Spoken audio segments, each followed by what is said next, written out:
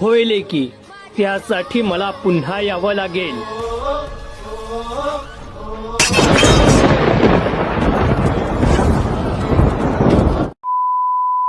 महाराज, बोल लेकी. मी खूप चिडले आहे तुमच्यावर.